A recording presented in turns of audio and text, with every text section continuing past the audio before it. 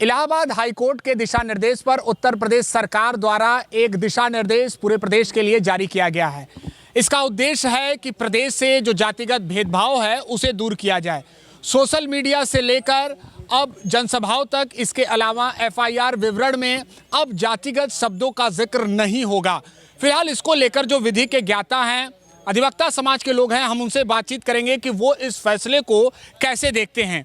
क्या कहेंगे श्रीपति जी, जब आपने इस फैसले के बारे में सुना, क्या लगता है, क्या मैसेज हो सकता है सरकार का या कोर्ट का? देखिए, हाईकोर्ट के जो फैसला आया है, किस परिप्रेक्ष्य में आया है, किसके लिए आया है, किसको संबोधित करके आया है, ये तो डिटेलिंग की बात है। इस पर रिव्यू करने की आवश्यकता है, इसको पढ़ने की आवश्यकता है। लेकिन अगर उन्होंने ये किया है कि राजनीतिक रूप से इसका जो है रोक लग जाए कि जो लोग व्यवस्था चला रहे हैं, उत्तर प्रदेश में बहुत सारे ऐसे लोग हैं जिनकी रोजी रोटी ही सुबेरे आँख खुलने के बाद जाति से होती है और रात में अगर उनकी आँख बंद होती है तो जाति पे ही बंद होती है, उसके अलावा उनको कोई दिखता नहीं है। चाहे इस सरकार में रहने वाले कुछ जाति व्यवस्थाओं के मंत्री हों, चाहे विपक्ष के नेता हों, इसके लिए हाईकोर्ट का फैसला जो आया है उस पर उत्तर प्रदेश सरकार ने उसको लागू करने का काम किया है। इसके लिए योगी जी को साधुवाद। और इसका नतीजा दिखेगा आपको लगता है? जो सबसे ज़्यादा अगर बात कर लें तो जातिगत भेदभाव जो देखा जाता है उसको दूर करने में सफलता मिलेगी? अरे क्यों नहीं मिलेगी। जब उत्तर प्रदेश सरकार की गठन जब 2.0 हुआ, योगी आदित्यनाथ जी दूसरी बार सरकार में शपथ लिए, तो विपक्ष के लोगों ने उत्तर प्रदेश को अस्थिर करने का काम किया।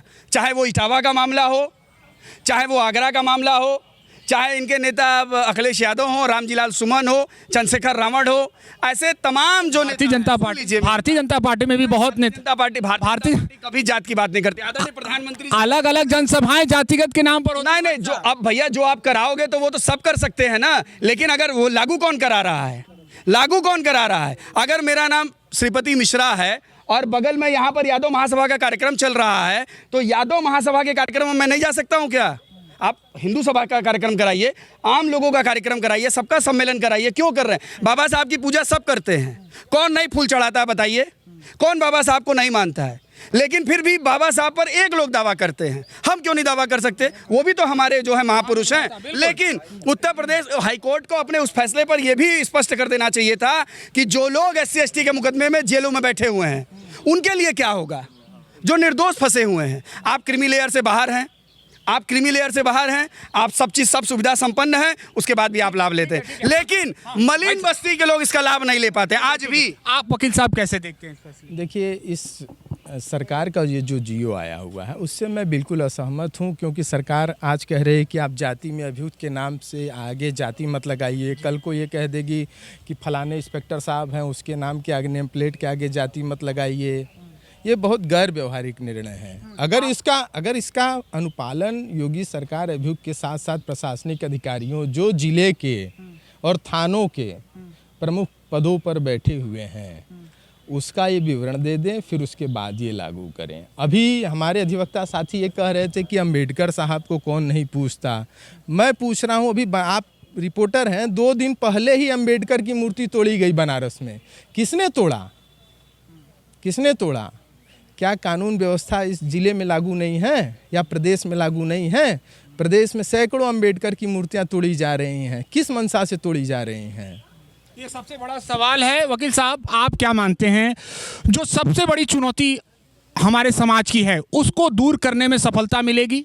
देखिए, जातिगत विभेद नस नस में बस चुका है। इस उत्तर प्रदेश की जनता हो चाहे पूरे भारत की जनता हो, जिस प्रकार से विगत कुछ वर्षों में जातिगत सम्मेलन करा के और जातिगत राजनीति को बढ़ावा दे करके जिस प्रकार से विभेद कर दिया गया है लोगों के बीच में, उसको ख़त्म करने के उद्देश्य से अगर कोई भी पहला कदम भी उठाया जाता है तो वो बहुत ही प्रशंसनीय है और ऐसे चीज़ें होते रहनी चाहिए। अगर सरकार ने इस विषय में कोई जियो पारित किया है तो वो एक पहला कदम होगा, अच्छा कदम होगा और उसमें लगातार सुधार की गुंजाइश रहेगी और सुधार होते रहना चाहिए।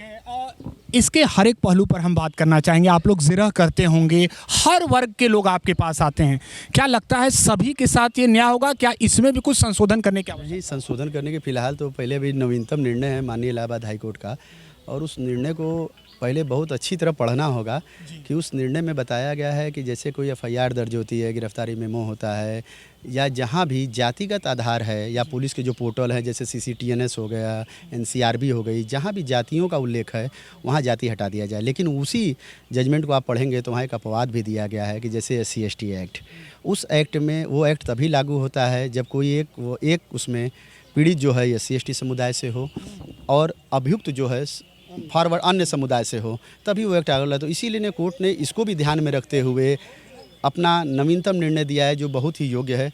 और दूसरी बात है, उसने माननीय इलाहाबाद हाई कोर्ट ने बाबा साहब भीमराव अम्बेडकर के ही सिद्धांत का अनुपालन किया, क्योंकि संविधान निर्माताओं ने हमारे आर्टिकल 14, आर्टिकल 15, आर्टिकल 17, ये सब समानता का आर्टिकल 14 है, 15 है, 17 है, स्पष्टता का अंत, तो ये सब बनाया है। तो इसी बेस को ध्यान में रखते हुए माननीय इलाहाबाद हाई कोर्ट ने ये जो फैसला दिया है उसी पर आधारित है। दूसरी बात एक ये है कि कुछ मेरे भाई कह रहे थे कि शुरू में कुछ दिक्कत आएंगी, व्यवहारिक दिक्कत आना स्वाभाविक है। देखिए, कोई भी काम जब आप नवीन करने जाते हैं तो कुछ दिक्कत आएगी। जैसे IPC, CRPC, Indian evidence act को आज बदल दिया गया, IBNS ला दिया गया, BNSS ला दिया गया, लाया गया, ये सब लाया गया।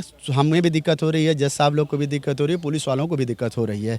लेकिन ऐसा है कि दिक्कतों की वजह से मैदान नहीं छोड़ा करते हम लोग, दिक्कत की वजह से हम लोग मैदान नहीं छोड़ेंगे, उसको डटना होगा। एक उदाहरण के तौर पर वकील साहब, हम आपसे जानना चाहेंगे कि जैसे जज साहब हैं, इसके अलावा सामने वकील साहब लोग जिक्र कर रहे हैं और मुलजिम भी है, तो क्या लगता है अगर ये चीज़ें जो जाति सूचक शब्द है वो हटा दिया गया है तो क्या चुनौतियाँ कर देंगे? जाति सूचक शब्द देखिए कहाँ लगेगा। जाति सूचक शब्द के लिए आपको SC/ST एक्ट में आना होगा।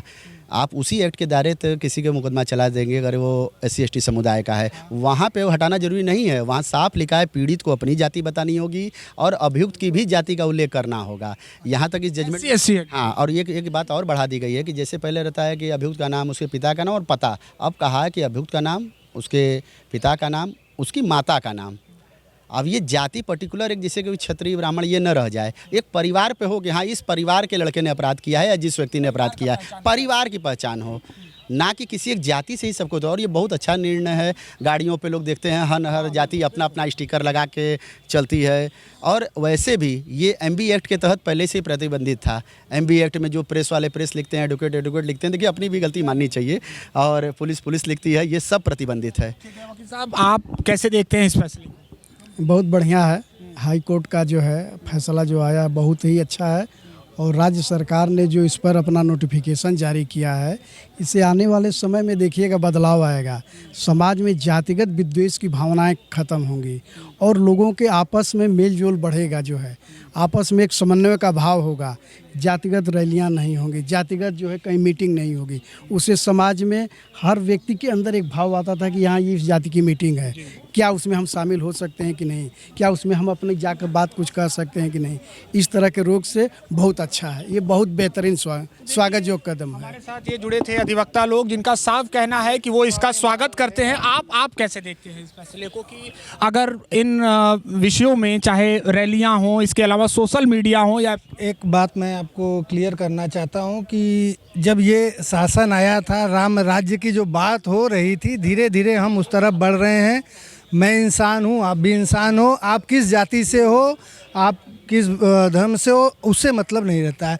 तो कहने का मतलब ये एक सराहनीय कदम है और इसका हम लोग स्वागत करते हैं। तो देखिए, अधिवक्ताओं का साफ कहना है कि शुरुआत हो चुकी है और निश्चित तौर पर ये पहल आने वाले समय में कारगर भी साबित होगी। और जिस तरह से प्रदेश हो या हमारे आसपास के दूसरे राज्य भी हों जहां जातिगत विषय आधारित जो मामले थे वो बढ़ रहे थे, उस पर भी कहीं न कहीं उसे एक सकारात्मक पहलू के आधार पर नई दिशा मिलेगी।